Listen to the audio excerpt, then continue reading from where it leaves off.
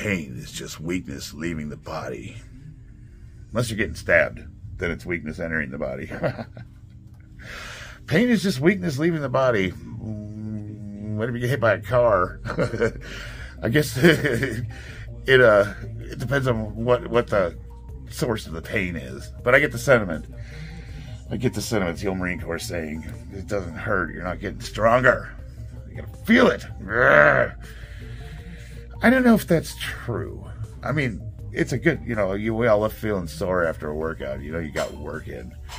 But I don't know. I don't know if you have to be in pain to get good results. Like, what do you guys think? You think if you're not feeling it the next day, you're not getting it?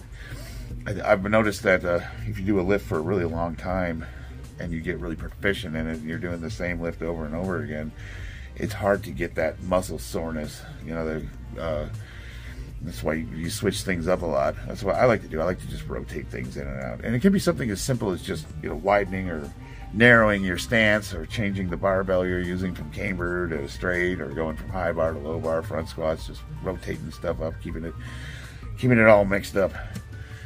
They say muscle memory. I don't know. What is muscle memory? It's kind of a confusing term, like your muscles remember. No, I think it's more along the line of like memory foam. If you press memory foam in your handle imprint, and then it'll just kind of expand. Like muscle memory is like something along those lines. There's the mind muscle connection. I think that's a term that's thrown around a lot. What it means to me, mind muscle connection, is like when you see bodybuilders and they're able to move their boobies or whatever. Like you have control over that muscle. You can contract it. You can feel it. So when you're lifting, you can contract just that specific muscle. You pop your delt. But there's some evidence to suggest that when you're going heavy and you're moving everything, those muscles are working, whether you think about it or you can feel them or not. They have to work, otherwise you wouldn't be able to do the movement. So I think the mind-muscle connection, while it can be helpful, is a little bit overrated. I'm one of those just lift guys. Just put some weight on the bar and lift. Just do it. So this singlet, you can see that curve in my back. It's a light color. The black singlet, I think, hides that better. If I don't stand with the correct posture, if I'm not reminding myself to stand right, I kind of sag. You know how when you rest, you're basically resting on your skeleton and everything just kind of, you're just resting. I rest, it rests on that L5 area of my back, and my gut sticks out, and I'll literally be standing, and my wife will kind of be, she'll yell at me, she'll be stand up straight. I'm like, oh, sorry. And it's bad because it'll cause pain. It actually hurts to stand for a long time if my posture is not correct. But that's something I was born with. They said I had scoliosis, and I think scoliosis is more like a curve in the spine. Well, mine's curved like, it's just a really, really pronounced anterior pelvic tilt, and it's caused me a lot of problems my entire life. And lifting helped correct that. But once I started getting really super heavy and starting to punish that, until I started doing the physical therapy lifts, it got to a point where the heavy weight was actually hurting it. So at first, when I first started training, it was fixing all my problems, and I think that's just general conditioning. But then, once that ego kicks in and you decide you're going to be one of the boys and lift as much as you possibly can. And when we first started, we didn't have coaches or anything. We just saw other guys doing it, so we did what they were doing. And that first year, man, I was probably doing a lot of damage to myself. And then now, if I would have known then what I know now, I could have done things correctly from the start, and I wouldn't have to be solving the problems or, But I'm in a good spot because for the first time, I don't know, in a long time, I'm actually pain-free for the most part. A lot of the working with you guys, a lot of the physical therapy stuff, working with my doctor, doing all that stretching, all the mobility work has alleviated a lot of pain. There wasn't a day that went by where I didn't have sharp pain shooting down my right leg, the sciatic nerve. And it would cause my kneecap to hurt. I would get pain in my toes. And I knew it was like, it's like a phantom pain. It's not real. Like the knee doesn't hurt. It's the nerve. You know, you could, if you pinch stick your finger right there by where the piriformis is and dig in and pinch that nerve, and it, the pain goes away. And then as soon as you release it, it comes back. It's interesting. It's like, oh, it's like an on and off switch. And then it starts at the L5 in the back and just sort of creeps around. And it's like lightning. It's like electrical shocks running down my leg, and it's super annoying. It got really, really bad. But now I'm pretty much pain-free. So here we go.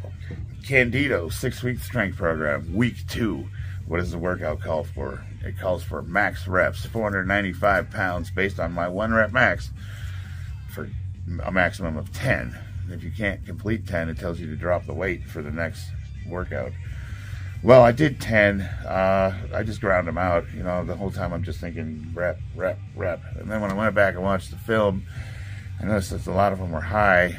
I'm like, yeah. You hate to see that. You really do. You really want to get depth as much as you can. But you're still, you know, if you're grinding the reps out, you're still getting the volume in. So don't think that it's not an effective workout. Just keep going. You know what I mean? You get them extra reps, and I guarantee you're going to get stronger. There's guys that argue to say, like, it's inefficient to squat that way, you know, if you're not getting depth every single time. No. If you're doing big monster AMRAPs and a couple of them are high, you are burning them legs up. So, you know, is it the most efficient? No, but you're still getting stronger regardless, especially at that weight. Now for accessories, I had to add 5 pounds, so 500, and I'm supposed to do a set of 3 with 1 minute rest for 5 sets total. That's the extra volume. I only got 3 of them. Man, I was torched. And then on top of that, I'm supposed to do a deadlift variation. The variation I picked was the stiff leg Zercher Good Morning. So you're basically picking the bar from the ground. And I was supposed to do 3 sets of 8. I only was able to do 2 sets at 225 pounds. And I didn't film the last one. I forgot to hit play on the camera, but regardless, it's like whatever. Dude, this is brutal. This is the most brutal routine I've done in as long as I can remember. And the whole point of it is supposed to be conditioning and hypertrophy. So the first 2 weeks, the first week is moderately hard. The second week is hard. And let me see here. I'm going to look at the third week. What am I in for? Squat. So the third week starts getting into, it's like linear max phase. So now we're starting to get into like a more normal program. And then the fourth week is heavyweight acclimation. And that's when you're doing like sets of triples and then they progress up. And then week 5 is high intensity strength. That's where you test the, you know, for me, if I keep my numbers the same for squats, it's expecting me to hit 605 pounds for a set of 4. That's going to be interesting. I'm looking forward to that. So once I get past this conditioning phase, I think things are going to get a lot easier. I opted to use the camber bar this week just because I like to switch things up. And I think it threw me out of the groove a little bit. Normally, when you use a camber bar, pushes the weight forward, center of gravity, which would theoretically tilt you back. So when you're squatting, depth will be easier. But I think it was pulling me forward. I think I wasn't bracing my core properly. Looking at all of them, because it's like I don't know, it just didn't feel right. But that being said, what's nice about the camber bar is it focuses more on the quads than it does the glutes and the your posterior chain. So if you're like one of those low bar squatters and you're constantly doing low bar squats, it's good to switch it up and hammer the quads a little bit, because after you train with that and you go back and you do your low bar squat, you'll be a lot stronger theoretically. It's been my experience. It works pretty well. I trained almost exclusively with the camber bar when I was preparing for Worlds, and I was hitting, I think I had one day where I hit 640 pounds, and with the regular barbell, and so the strength was there. But again, I had depth issues, so I didn't get my third attempt. Well, we're hoping this time we're gonna get it. We're gonna kill it. Yeah, that's what it was. I did 2 sets of the Zerchers, and I didn't record them, and this was the third one. I picked it up and held it, and I was thinking about bending down and doing the thing, and I just dropped the weight.